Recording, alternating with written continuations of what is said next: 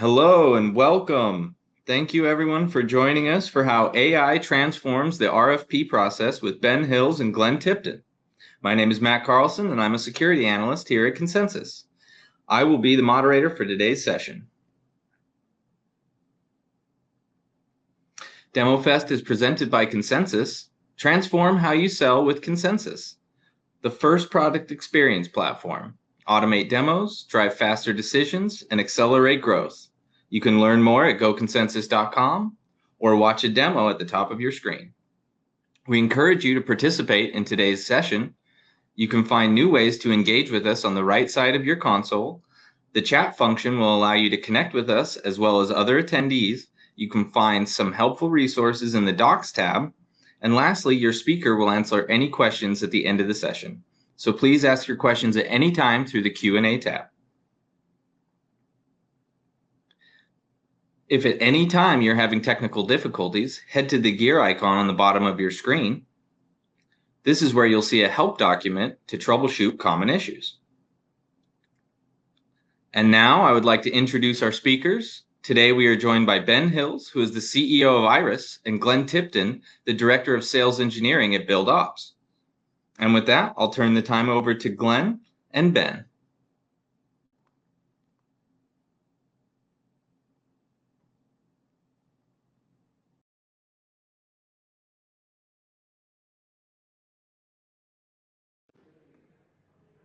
Thank you so much for joining us, everybody. I'm Ben Hills, founder and CEO of Iris.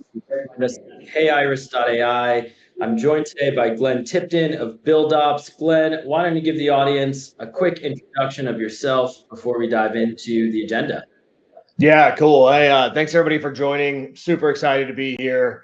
As we mentioned, I lead our solution engineering team over at BuildOps. We are a field service management construction tech company, heavily focused on self-performing contractors. I've been in the role for going on about 4 years. At BuildOps, I was at a previous company called Procore before this. And then before that, I was actually in the field on construction sites as a construction engineer. So quite a bit of a career change, but now I'm here helping other folks work smarter, not harder. I love that. And Glenn, because I've gotten to know you so well over the last year, and I think your story is awesome and inspiring for other sales leaders. Tell everyone what got you interested in moving from in the field to onto the sales engineering and vendor side of the industry you're in.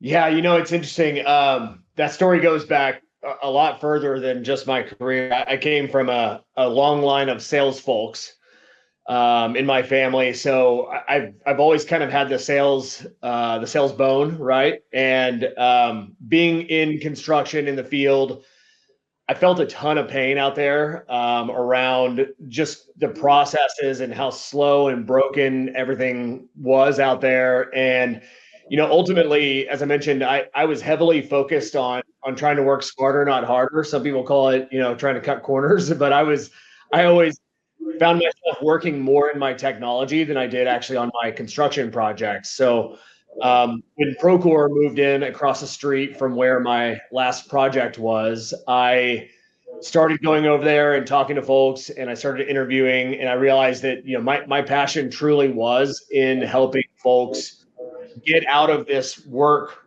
hard and not smart mentality and try to get them to really embrace construction technology to try to improve all their workflows.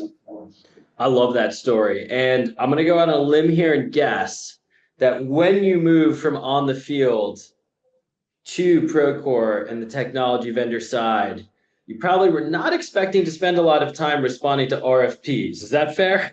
I will be blunt with you, and I would say that was the most painful part of moving from the field into that role, was actually having to complete these big RFPs and really spend the hours and hours and hours it takes to try to complete those. It was definitely my least favorite part. Matter of fact, I would compare it very similarly to what it felt like in construction to actually have to do submittals and submit these big binders of paperwork.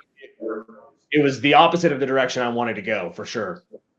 It's funny how there are corollaries and parallels even move from technology to in the field on some of those tasks that you don't love to do, but have to get done. And I think when we first met, we connected really early on about the shifting role of RFPs in the procurement landscape. 10 years ago, they only came up once every few sales cycles. They weren't that necessary, but now we're seeing them in over half of our sales cycles, and globally, 2/3 of B2B transactions require them. So they're shifting. And I think the way companies look at them is shifting from this pain that you don't really want to do to this necessity that also gives you an opportunity to actually better position your business. I'm curious how you talk about RFPs when you're hiring people. I know you're building your team out now. I'm sure lots of people bring them up. How do you talk about them in the context of your business now at BuildOps? Yeah, I mean, where we see them in the construction tech space is going to be, heavily around when our customers and our prospects are hiring a consulting group to help them figure out where to go with technology. So the way that I really position that to folks I'm hiring and people on my team is, this is our first opportunity to sell our product before our customers and prospects even have a chance to see our product. So I always put a lot of emphasis on the fact that we need to come with our best foot forward to be able to make it to that next round, to actually show the product and show the value. It's definitely that first step into getting in the door and being able to hopefully win an opportunity. I love that. I love that. Now, let's dive into how we've actually transformed that process. And let's start with what the challenge was. What did it look like to get an RFP from the sales rep finding out it was administered to your team actually completing it all the way through? Yeah, I would say, like a lot of startups, we were, for lack of a better term, we were bootstrapping the entire process from, RFP comes in, we were dropping it into Slack and, basically tag teaming it from within Slack, creating it, moving it into a Google document, collaborating within that Google document. And then obviously, you always get pushed against the wire when it comes to the due date and those things. And so as it got closer to the due date, it was all hands on deck, frantically working, sometimes literally working through the night to get these out to meet our deadlines. It was painful, chaotic. We were still pretty successful, but it was definitely challenging. And I'm curious, can you talk about it involving a lot of people? What other teams beside just the SEs did you have to tap in to actually get an RFP completed? Yeah, I mean, it really took a village, truthfully, because really as an evolving product and as a startup that had product coming out so quickly, it was really challenging to keep up with how we wanted to respond, how far into the roadmap did we want to sell into this. So we were pulling in product managers, we're pulling in our technology and security team. I mean, it was quite literally all hands on deck for it. In the earliest stages, it was every person in the company working on it trying to get this done. And it was funny, Ben, too, because you'd have responses from one. You could almost see who responded where by the language they used and how they wrote their responses. It was, but it was definitely chaotic. It's funny you say that because that was my experience too. Before I started Iris, I was doing all the RFPs at an ed tech company. I was chief operating officer. I did 1,500 of them. And every time I would tag someone from a different team to write a response, it then felt like it was written by 10 different people because it was. And then you had to reread through it all, revise all the content. I think that was one of the things we really focused on in building Iris was if we can centralize your most up-to-date business information and use that to draft a really coherent set of responses, it sounds much better. And it's not just about saving time, but also putting your best foot forward. And I know for you, one of the challenges you have is your business is evolving at a really rapid pace. You're constantly shipping new features, updating your security policies, you have new client stories. How did that play a role in the way you wanted to solve this RFP challenge from an information integrity standpoint? Yeah, I mean, honestly, it was so challenging too. I mean, I would definitely say that everybody who jumped in on these deals are perfectionists, right? So it was a lot of editing, a lot of modifying to try to, keep that fluidity from one response to another. I would say that, yeah, I mean, it was certainly challenging to keep up with all that stuff and to really be able to, present ourselves in the way we present it.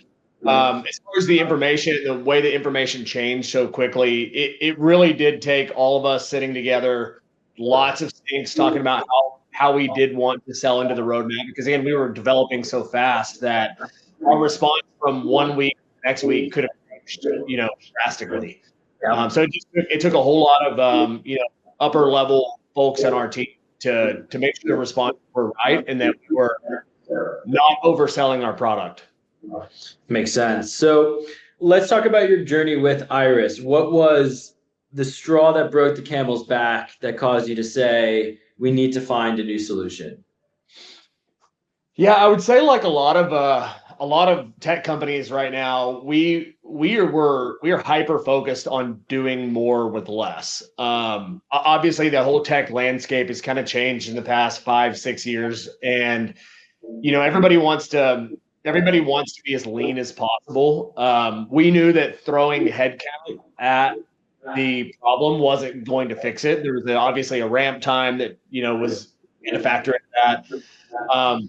So when we found Iris, what we were really thinking about was, hey, this is our SE that we don't have to go higher, we don't have to ramp up. We just feed it the information and get the responses. So it was heavily focused around again being efficient and doing more with less. Makes sense. Now that we are almost 6 full months into being implemented with Iris, let's talk about some of the results we're seeing. What are you seeing on a qualitative standpoint, just difference in what the team is saying on the RFP process? Yeah, I mean, I'll kind of go back to hyper growth. Now my team has more than doubled since we implemented Iris. So you got to think again about, you have this team of folks that aren't fully up to speed in the product. They're still ramping up. So the quality of responses we're getting using Iris and Iris's AI is really, really great compared to what you get from somebody who's still learning how to respond to those things. So kind of setting that standard and having Iris set that standard in responses has been really, really valuable.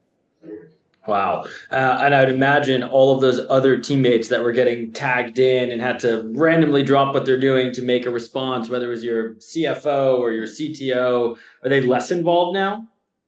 Yeah, actually, realistically, they're not involved at all anymore, which is nice. We're keeping up with our central database of all of our information that Iris uses to pull responses from. So very rarely do we even need to bring in those folks that are, quite frankly, way too expensive to be working on an RFP all the time.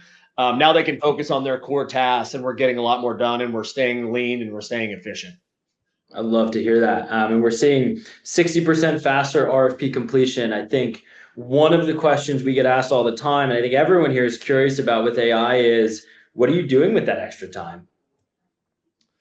Yeah, I mean, like I said, I keep hitting on this same kind of topic, but my team we are slammed day to day. I mean, back-to-back demos almost all day long. So it's just allowing my team to get more time with their family, so they're not staying up late every single night working on RFPs and trying to do the things that you need to work on outside of your actual demos and your day-to-day face-to-face meetings with prospects. So it's really just allowing them a lot more time to have a better work-life balance, be happier in their role, and then of course there's the benefit of actually getting RFPs out on time and not having a fire drill at all times. Yeah, I think the fire drill mentality is something we hear a lot, where people get an RFP, it's incredibly confusing even to read through it and understand all the requirements and the deadlines, and people just feel more at ease in using a tool like Iris. Are there any other surprising metrics or outcomes that you weren't even hoping for or expecting that have come as an externality of implementing AI in the RFP process? Honestly, I can say that, and I think I told you this at one point. It's funny how we kind of look forward to getting the RFPs. Not maybe looking forward to it's a little bit of an aggressive stance, but when an RFP comes in now, it doesn't feel as daunting as, oh my gosh, this is going to be such a headache to take care of. So there is somewhat of there's a feeling of like, heck yeah, here's another opportunity to run this through Iris and put out a very quality product without having to spend, sleepless nights and all that kind of stuff getting it done. I love that. Well, Glenn, I know you have to run soon. I'm going to do just a quick walkthrough for the audience of how your process has changed inside of Iris, and then we'll leave a few minutes for Q&A as well. So let me switch my screen share here. And Glenn, do you see the integration screen here on Iris? Awesome. So this is Iris, simple web app designed to help companies go from zero to first draft in a single sitting and session. It starts by us becoming an expert in your business. So we are not relying just on previous RFPs and proposals. We're actually contextualizing what we call your primary source information. So we're going to pull in your most up-to-date security policies, marketing collateral, product release notes, product documentation, and all of that can come via these one-click integrations. You then choose what information you want Iris to actually access. You'll actually pull in those product docs and release notes, and Iris will instantly contextualize that information and parse it in a way that's really purpose-built for the RFP process. Then when you get a project, anyone can kickstart this whole workflow. So your sales reps can drop it into Slack, they can upload it to Salesforce, they can also drop it directly into our web interface. And what Iris is going to do is start reading through all of the requirements, qualifications, give you the ability to assign different reviewers on this project, and then actually start generating responses. Now, one thing that makes Iris really special is we're going to always shape those responses based on the particular prospect you're speaking to. So I used to sell software to colleges for virtual campus tours. If I was selling to the University of Arizona versus Savannah College of Art and Design, same product, but positioned differently. I want to surface different client stories, talk about different features, position a different way. And that shaping all happens using Iris's agentic intelligence engine. So if you have thousands of documents with different client interactions and features and any sort of information on your business, Iris will prioritize the right context and then shape that in an output that's best fit for that prospect. Now, once Iris has actually generated the answers, you're provided with a really simple, elegant workflow where you can see where the answers come from. You can assign it to other members of your team. So when you do have those questions about your insurance policies that you don't have, you can assign it to your general counsel. And you can do all of your editing right in here as well. Your formatting, your design, upload your images.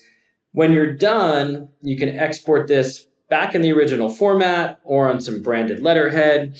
And then Iris will do two really unique things. The first is all of that new information that's been created in the project now becomes accessible for future projects. That's how companies are able to see Iris grow and get smarter over time. And the other is we provide a set of handoff reports so that your implementation team can actually understand all the commitments that you made to that client. So if I switch over to my reporting tab, I can see everything going on across my RFP deal desk, everything in motion, everything upcoming, everything we've completed. And I can also see all of those commitments that we've made to clients. So if I'm making commitments for Saturday support or to deliver a certain feature or a non-standard SLA agreement, Iris will use proprietary algorithms to pull out all of those commitments so that your team can know in that handoff process exactly what was committed to who and when. Lastly, anyone can access this information at their fingertips from our web app, from our Slack app, from our browser extension. A sales rep could be on a call and have a question about the product, like how do we encrypt data? And your sales team can access this just by prompting Iris. They can do anything from answer a question to generate a full proposal or implementation plan.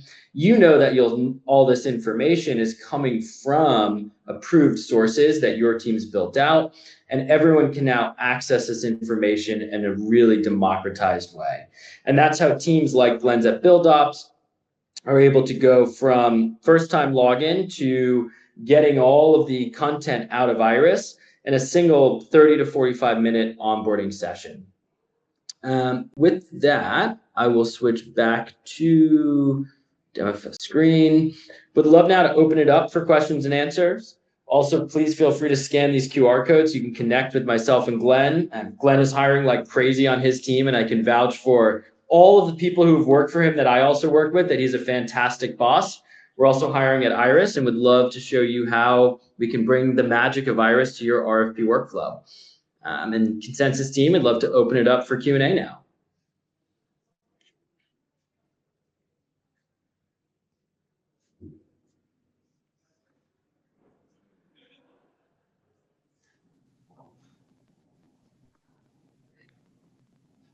All right.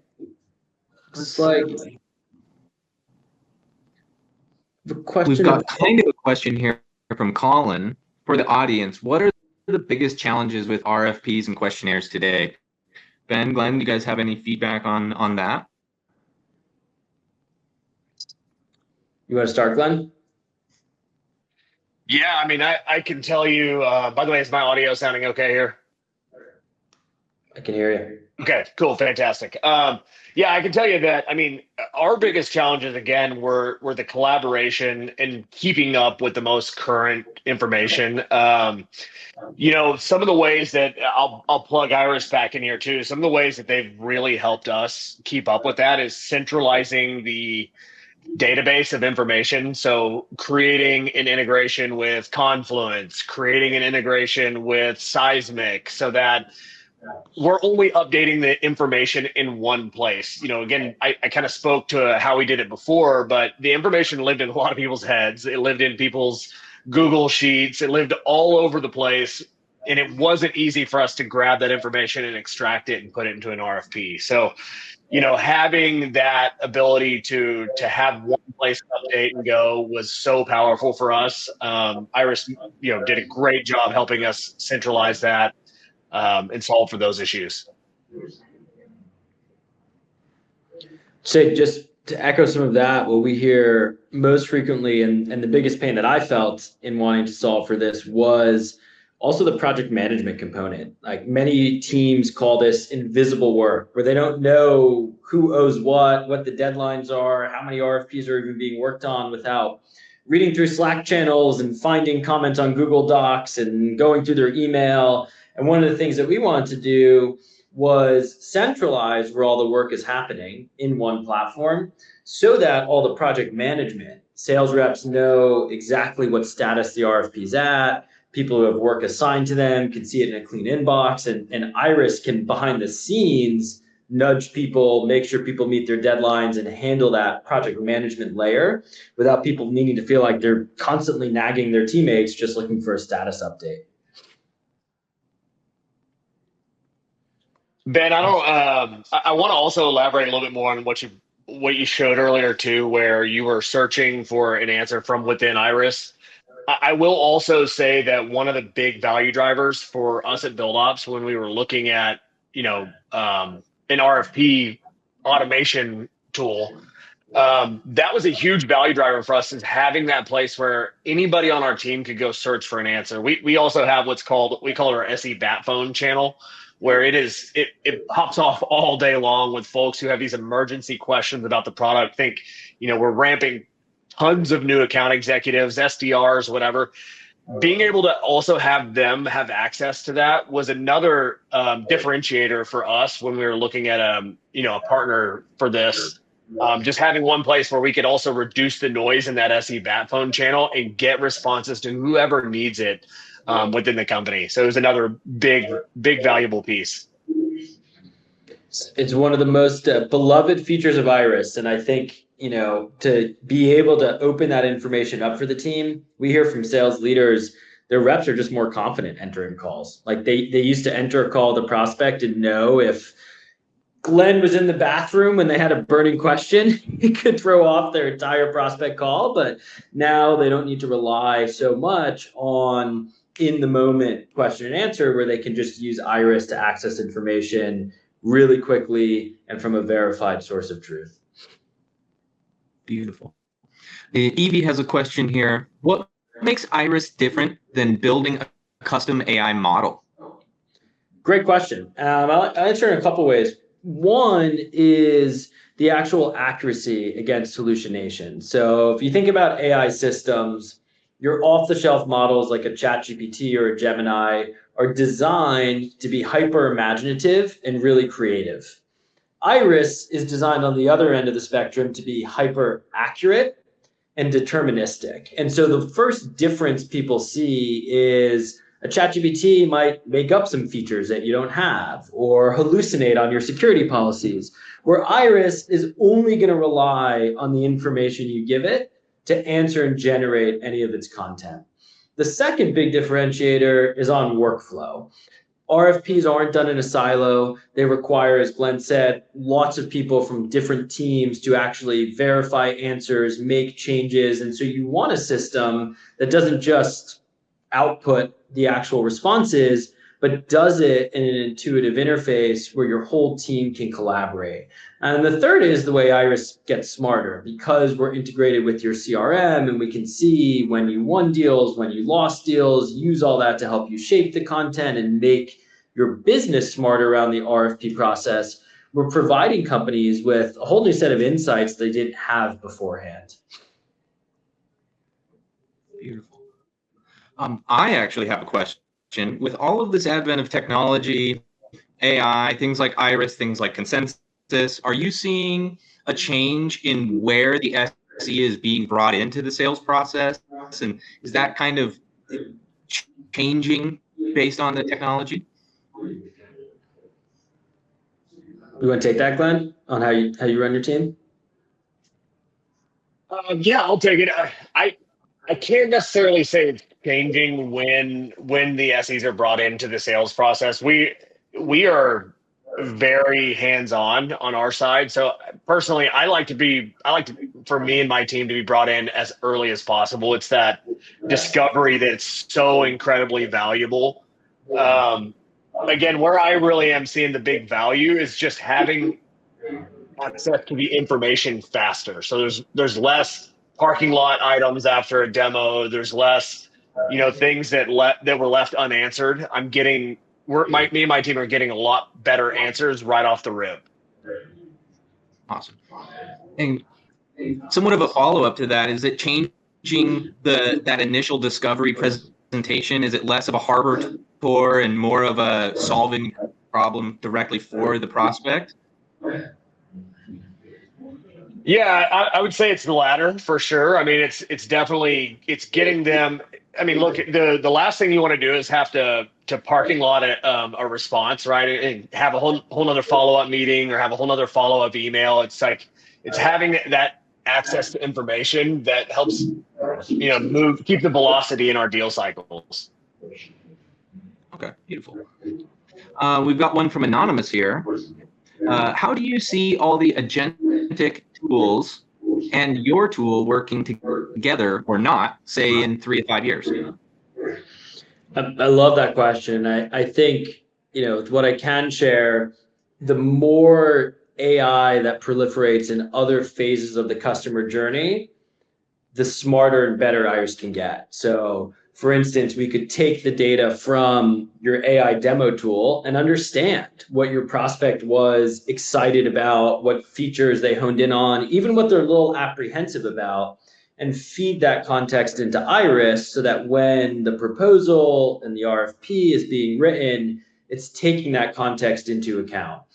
Similarly, the agentic tool is starting to come up in the post-sale delivery phase, like how we actually implement our client and onboard them in a tool, can leverage all the knowledge created by Iris at the finish line of the deal cycle to help your account management and customer success team better understand the needs of the client. So we see ourselves, because of the systems we're integrated with, both systems of information like your Confluences and Google Drive, and systems of record like your CRM, being this really good focal point to help in the pre and post-sale journey, have people better understand everything across their customer journey.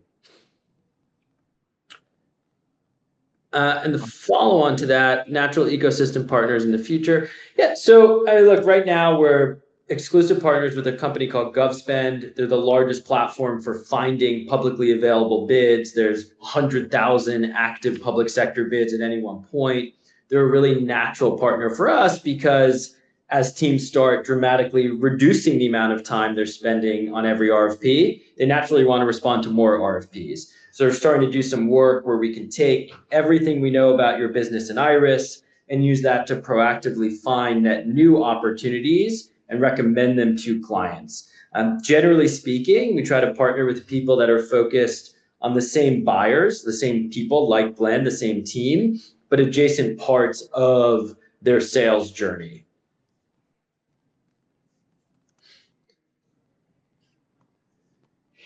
Glenn, I know you have to hop to another meeting, but I'm happy to stick around for other questions as people have them. Anonymous, love talking about AI agents, so happy to dive into that as deep as you'd like to go. Otherwise, thanks everyone for joining, and Glenn, really appreciate you taking some time to share your story. Yeah, absolutely. Thank you. I appreciate it. Really enjoyed being involved today. Absolutely.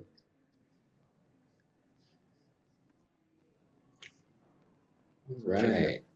Got any other questions? Anonymous has been exposed. Thanks, Doug.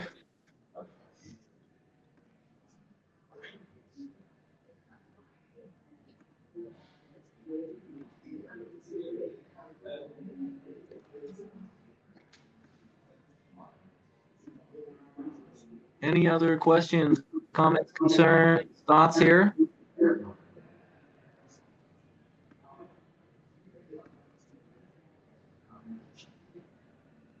Ben, anything else you'd like to highlight and maybe cover based off of the questions we've had so far?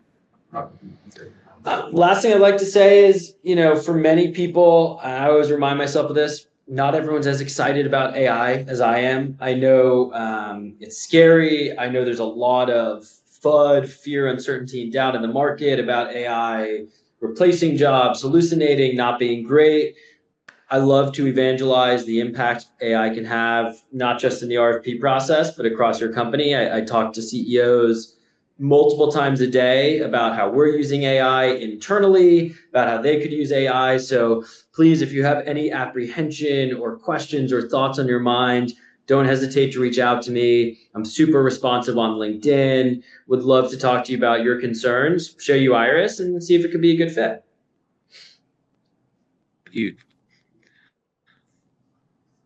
Awesome. Well, if there's no other questions, I know we were planning on wrapping a little early, so let's get to it.